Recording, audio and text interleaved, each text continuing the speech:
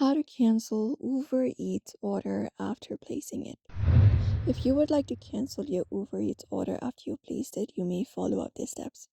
So first of all, you may just head over and open up the Uber Eats application on your device.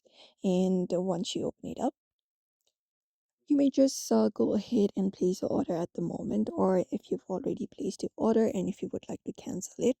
From your interface in the bottom right corner, you should be finding Orders tab right before Account. Tap on it, and there you will be finding all of your orders, the past orders, and your past items. So here, the thing you need to understand is if the restaurant has not accepted the order, you can do it within the application. In this section, you will be finding cancel order option. But if the restaurant has already accepted the order, you cannot do it here. Instead, you can head over to the help section for that. For that, head over the account in the bottom right corner. And once you're right there, you can look out for help option, tap on it. And within here, within this option, you can look out for help with an order option, tap on it. And then once you tap on it, here you will be finding your specific order that you've already placed.